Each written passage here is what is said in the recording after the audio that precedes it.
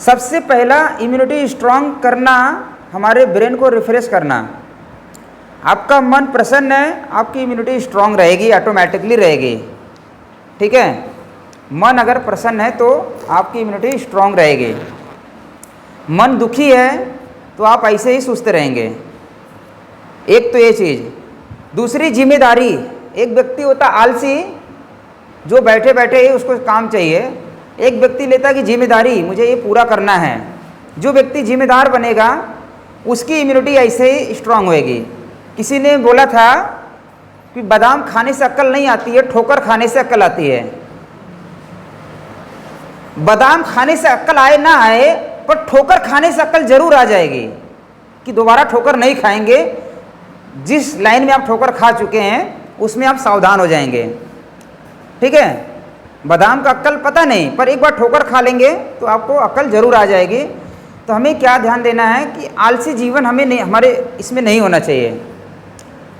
अगर आलसी जीवन नहीं रहेगा तो आपकी इम्यूनिटी स्ट्रांग रहेगी। एक, मन से प्रसन्न रहने का प्रयास करिए। दूसरी, अपने आलस को त्यागिए, अपने जिम्मेदारी को लीजिए। वो जिम्मेदारी जो भी हो उसको पूरा करना है। जो जिम्मेदारी को पूरा करने में चैलेंज है। हाँ, चैलेंज तो लेना पड़ेगा। तैयार होकर चैलेंज लेने की इम्यूनिटी अप हो जाए। एक घर में पड़ोस में झगड़ा हो गया। एक माताजी घर में सोई थी, बीमार थी, बहुत सोई रहती थी, हमेशा सोई रहती थी। घर में सोई रहती थी, वो उठ नहीं पाती थी, चल नहीं पाती थी, बोल नहीं पाती थी, बहुत धीरे धीरे बोलती थी। इतना धीरे धीरे कि मतलब वो मरने ही वाली हैं अब। ठीक है, कब मर जाए ऐसा लगता था कि वो मरने वाले हैं। एक बार क्या हो गया, पड़ोस में किसी व्यक्ति के घर से झगड़ा हो गया, और झगड़ा बड़ा डेंजर हो गया कि लड़ाई होने वाली है, ऐसा हो गया झगड़ा। और जैसे उनके कान में वो आवाज़ सुनाई दिया, उन्होंने घर के अंदर से इतना जोर से चिल्लाया, वो घर वाले हैरान हो गए, अरे हमारे माताजी को इतनी एनर्जी कहाँ से आ गई।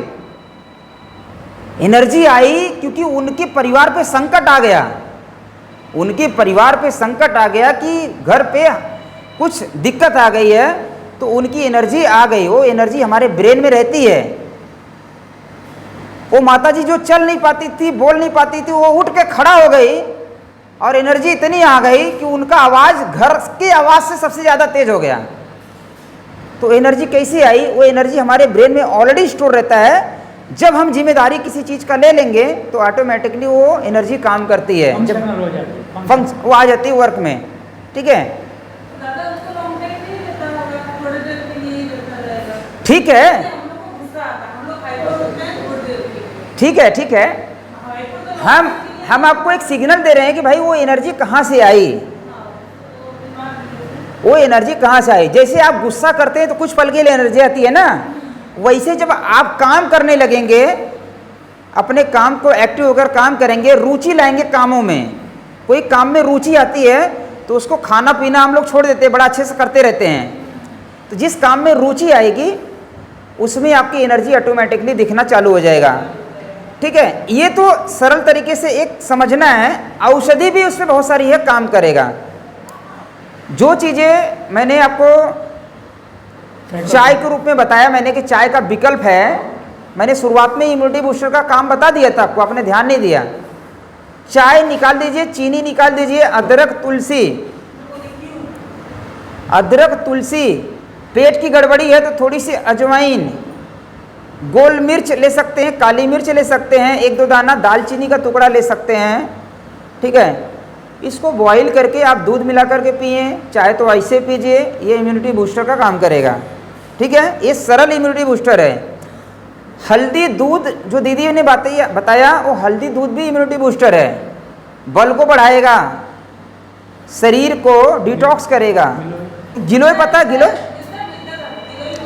गिलोय त्रिदोष नाशक है, गिलोय का भी सेवन कर सकते हैं। ठीक है, उसको जूस के रूप में ले सकते हैं, उसको आप जो है काढ़ा बॉईल करके ले सकते हैं, जैसा अच्छा लगे उस तरीके से आप ले सकते हैं। ठीक है, शतावरी का नाम सुने? शतावरी, सतमूली, शतावरी नाम नोट कर लीजिए, महिलाओं की औषधि है ये।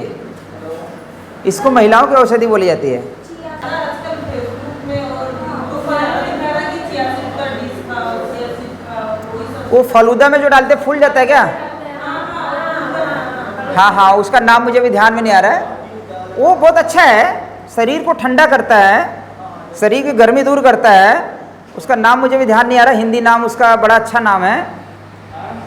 और वो पेशाब को बढ़ाने का काम करता है, इम्यूनिटी बूस्टर है, वो भी अच्छा है। पर हाँ, भूख बढ़ाता है। नहीं नहीं, वो दो प्रकार से काम करता है। जिनका शरीर में गर्मी है शांत करता है, भूख नहीं लगता है जिनको, उनका भूख बढ़ाता है। जिनको भूख कंट्रोल करना है वहाँ पर भी ये काम करता है। किसको पेशाब में जलन हो रही है, पेशाब रुक रुक करके आ रहा है, तो उसको भी बढ़ाता है। ठीक है, आप उसको ले सकते हैं, पानी में दूध में आप उसको ले सकते हैं। पर क्या करना है ना, हमें बताऊं तो आप ऐड के चक्कर में नहीं जाइए। आपके अपने सराउंडिंग में जितनी चीज़ें मिलती है आप उसको खरीदेंगे, कुछ तो रेट रहेगा ना उसका। जब वो काम आपके घर की चीज़ें ही कर दे फुकट में, उसकी क्या ज़रूरत है आपको। मैंने एक बीमारी के लिए कई कई मसालों के रूप में औषधि मैंने बता दिया, जड़ी बूटी के माध्यम से बता दिया। तो हमें उसके ऊपर डिपेंड नहीं होना चाहिए, बाहर की किसी भी चीज़ पे हमें डिपेंड नहीं होना है। हमारे आसपास की जितनी चीज़ें हैं हमें उस पर निर्भर होना चाहिए और उसको सही तरीके से उपज बढ़ना चाहिए, उसका ध्यान दें भाई, उपज और बढ़े, ख़त्म ना हो, उसको बचाना चाहिए। ठीक है, और कोई सवाल? शतावरी जो है, शतावरी दूध में उबाल करके महिलाएं पी सकते हैं। शतावरी जो है गर्भाशय संबंधी सभी दिक्कत प्लस एनर्जेटिक है, दूध में या पानी में उबाल के पी सकते हैं। शतावरी, शतमूली, दो नाम मुझे पता है, गूगल पे सर्च करना, उसका फोटो दिख जाएगा। कांटेदार उसका पेड़ होता है, उसका जड़ जो है यूज किया जाता है। जो माताएं गर्भवती हो, जो माताएं गर्भवती हो वो उसका सेवन कर सकती हैं। गर्भपात नहीं होगा, गर्भपात रोक देता है। ठीक है, बहुत अच्छा काम करता है, उसको ले सकते हैं। जिन वो रसायन है। हाँ, मल्टीपल डिजीज पे काम करता है, यूरिन इन्फेक्शन सब दूर करता है, पेट संबंधी कोई दिक्कत दूर करता है, बालों का झड़ना भी दूर करता है, शरीर को डिटॉक्स करता है। पानी में या दूध में उबाल करके पी सकते हैं।